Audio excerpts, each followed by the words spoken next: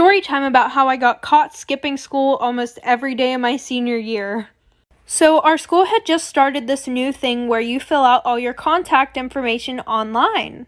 And my dad was like, okay, yeah, just fill yours out. And it pretty much was who can pick you up, who can make early dismissals for you, who they can call if you're in trouble. Well, I decided to be a sneaky little bastard and put my boyfriend in for every single one of those contacts.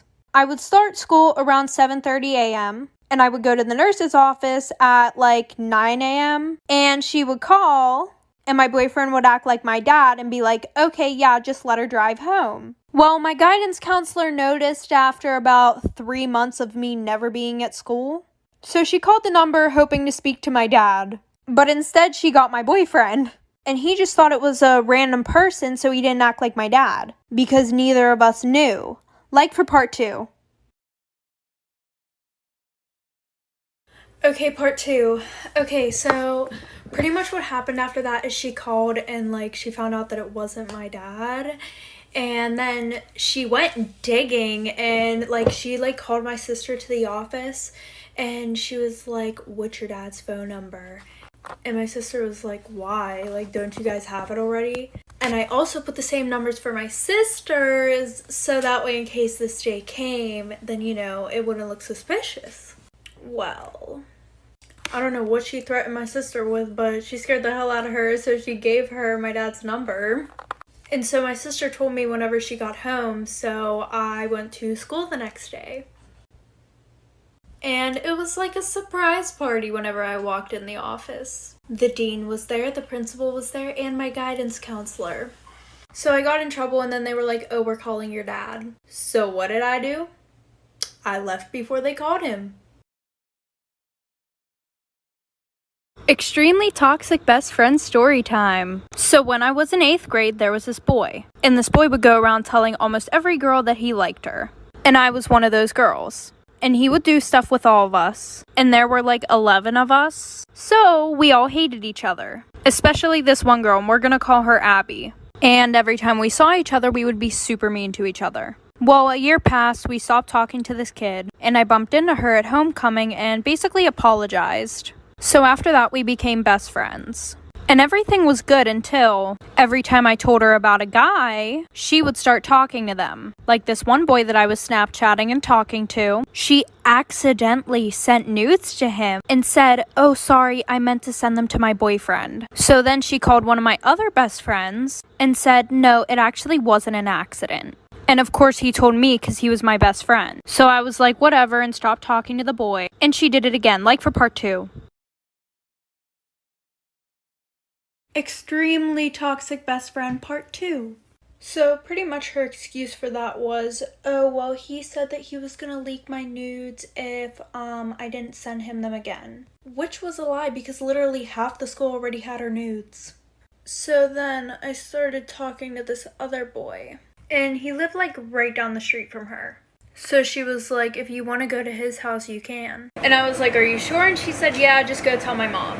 And I was like, oh, okay. So I went and told her mom where I was going and went over his house. So I walked back to her house and she literally locked me out. Like her mom had to come open the door for me to let me in. And she was like, oh, it's a good thing you came back when you did. Because I was going to drive you home now and tell your dad everything that you did. And she goes, I don't think you guys should be together because you're unexperienced. And she would always tell me how he flirts with her all the time. So after our friendship ended, she goes, I just felt like it was always a competition between me and you. Story time about my toxic ex-boyfriend that I met in therapy. Little background information. I was a part of this therapy group where you would go every week and talk about your feelings. Well, I saw this really cute kid, so I wrote down my Snapchat and gave it to him. He added me back and then we started dating like a week later. And for the first 2 or 3 months, everything was going smooth. And then he became really toxic and controlling. Like he would always go through my phone. And any guy that I had a streak with, he would accuse me of cheating on him with them. And it got to the point where he was literally so clingy. Like every second of every day he wanted to FaceTime, he had to be talking to me. I had to have my location on. And I would explain to him that I needed my space, but he literally just did not get the hint. So by this point, we were literally on and off all the time. And anytime that I broke up with him, I would block him because I didn't want to think about him. But he started calling my parents and complaining about me, so they blocked him. And then he tried being friends with my brother to get to me. Welcome back to another toxic best friend story time. A little background information. I was friends with this girl since elementary school, and we had a really good friendship until we got into high school. Like, we always got along, never fought over boys. Well, during our freshman year, this new boy started at our school. Well, I started talking to him. And after a month of still talking to him, my best friend goes, "I don't think you should talk to him. He talks to a lot of girls." And because she was my best friend, I didn't think she would lie about that.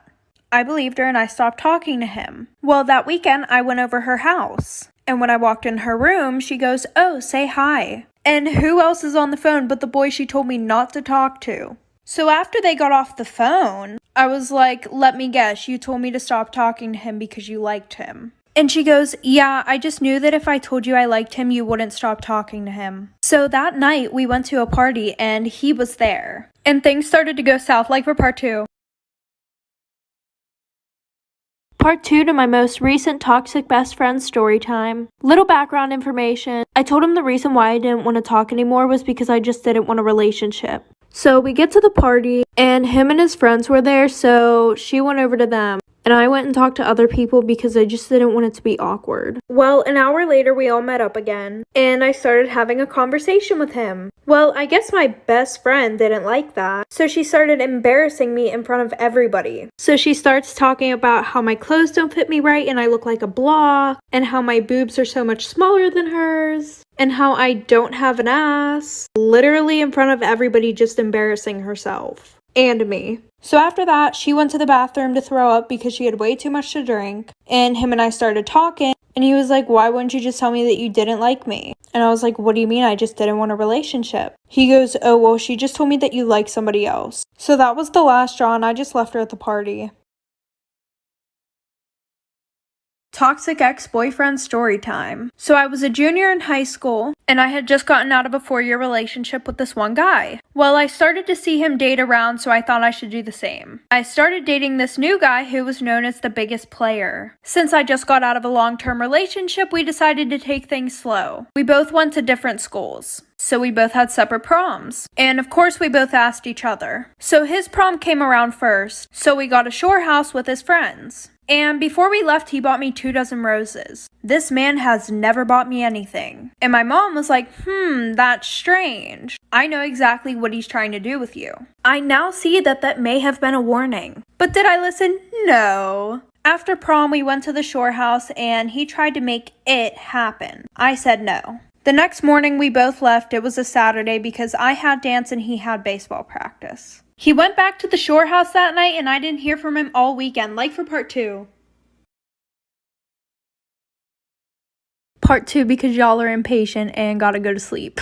So I didn't hear from him all weekend, but I left my blanket there and I texted him so he wouldn't forget it. And he was like, "Okay, yeah, I'll drop it off and we can hang out because I haven't seen you." And then he says that he apparently spilt beer all over it, so he had to wash it. And everything was good until my prom. So we went and he was acting extremely weird and super distant. So that's when I kind of knew that something was up. I didn't have a shore house for my prom, but he was like best friends with all the senior girls who went to my school. So of course they invited him and we went. And then I saw all over social media that there were pictures of him with his ex holding hands and hanging all over each other at the beach. So I had work that night and I just so happened to work with his best friend. And I told him about how he was being super distant and how I saw all those pictures all over social media. And he was like, "Yeah, we never spilt beer on your blanket that night." He was actually with his ex and they did it on the blanket. Moral of the story, don't date the guy who's named a player because it's probably for a reason.